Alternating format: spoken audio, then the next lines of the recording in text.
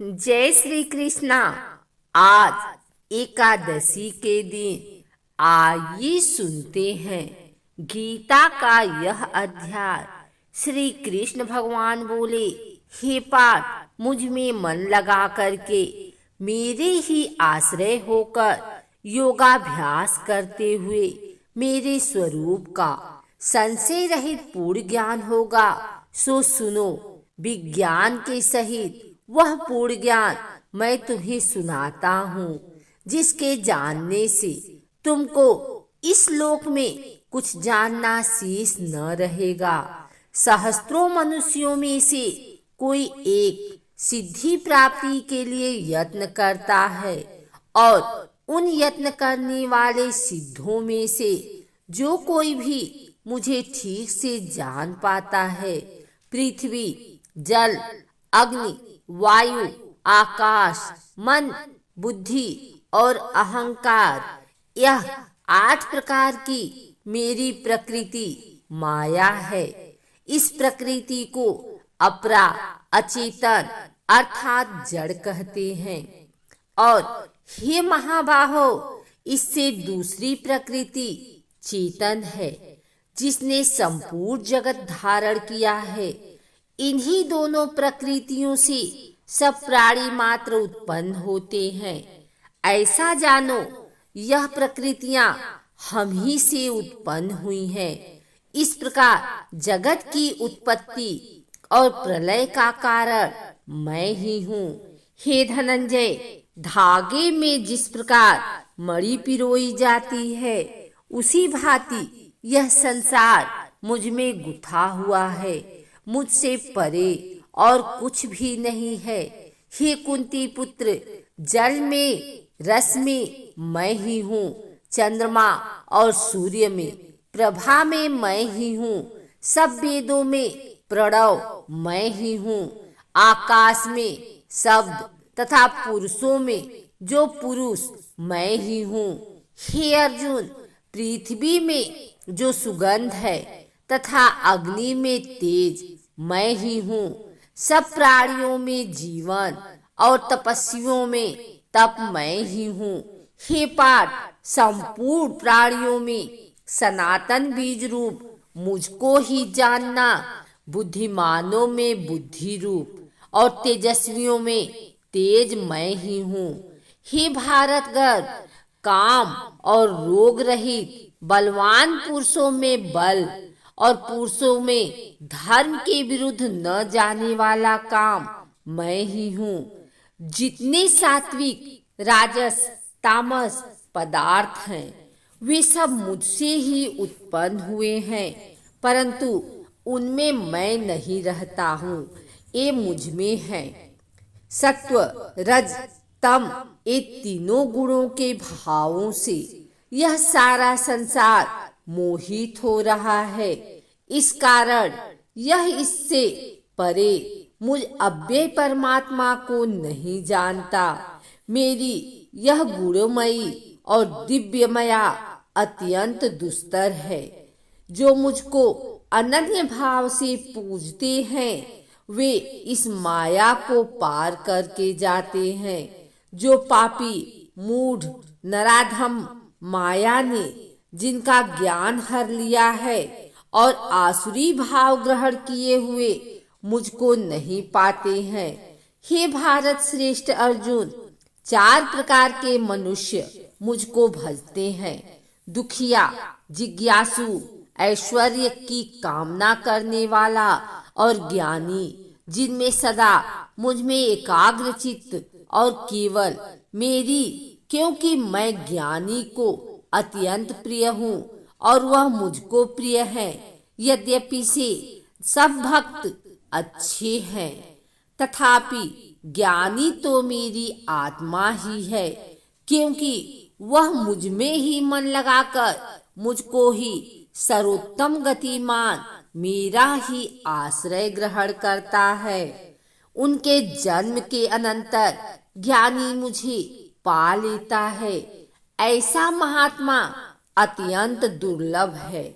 सब जगत को वासुदेव मैं समझो, अपनी अपनी प्रकृति के नियम के अनुसार मनुष्य भिन्न भिन्न काम वासनाओं से अज्ञान में डूबकर उन फलों की चाहना से अन्य देवताओं के अधीन होकर उनकी उपासना करते हैं। हे अर्जुन, जो भक्त श्रद्धा पूर्वक जिस जिस देवता का पूजन किया करता है, उन पुरुषों की उस श्राद्ध को मैं दृढ़ मानता हूँ। वह उस श्रद्धा से युक्त होकर उस देवता की आराधना करता है, फिर उसको मेरे ही रचे हुए काम फल प्राप्त होते हैं। परंतु उन अल्प बुद्धि वालों का फल नाशवान है। देवताओं की आराधना करने वाले देवताओं को मिलते हैं और मेरे भक्त जन मुझ में मिल जाते हैं। मेरे अव्यय अविनाशी अत्युत्तम स्वरूप को न जानकर मंद बुद्धि लोग मुझे अव्यक्त को व्यक्त देहधारी मानते हैं। मैं योग माया से आच्छादित होने के कारण सबको नहीं देखता हूँ। उसमें मूढ़ लोग अन्नादि तथा विनाशी मुझको नहीं जानते। हे अर्जुन, मैं भूत भविष्य और वर्तमान के सब प्राणियों को जानता हूँ, पर मुझे कोई भी नहीं जानता।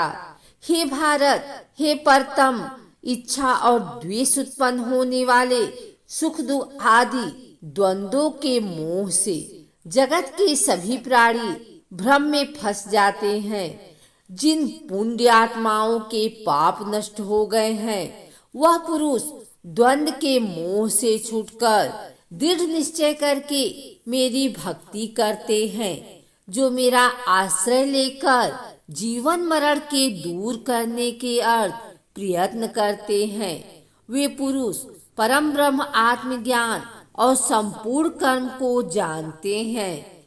जो आदिभूत आदिदेव और अधिज्ञ इन सब में व्यापक मुझे जान जाते हैं, वे समाधिनिष्ठ पुरुष मरण काल में भी मुझको जानते हैं। श्री नारायण जी बोले, हे लक्ष्मी, अब 7वें अध्याय का महात्म्य सुनो। एक पटेल नाम नगर है, जिनमें शंकुकर वैश्य रहता था। वह व्यापार करने को नगर के बाहर कहीं को जाता था। रास्ते में शंकुकर को सर्प ने डसा, वह मर गया। उसके साथी उसकी दाह क्रिया कर आगे को सिधारे। जब लौटकर घर में आए, उसके पुत्र ने पूछा, मेरा पिता शंकुकर कहाँ है? उन व्यापारियों ने कहा, तेरे पिता को सर्प ने डसा था, वह मर गया और यह पदार्थ तेरे पिता का है, तू ले ले। 1 करोड़ रुपया दिया और उसकी गति कराने को कहा। क्योंकि वह अवगति मारा था, उस बालक ने अपने घर आकर ब्राह्मणों से पूछा कि सर्प डसे की गति कैसी करानी चाहिए। पंडितों ने कहा, नारायण बलि करा दो। उर्द के आटे का पुतला बनाया, चुनिया चढ़ाई, जैसी विधि किया। बहुत ब्राह्मण जीवाए, श्रद्धा पिंड पत्तल कराया। बाकी द्रव्य जो रहा चारों भाइयों ने बांटा। एक पुत्र ने कहा, जिस सर्प ने मेरे पिताजी को काटा है, मैं उसको मारूंगा। उन व्यापारियों से पूछने पर वह ठौर मुझे बताओ जहाँ मेरा पिता शंकुकर मरा है। व्यापारियों ने कहा, चलते चलते हैं।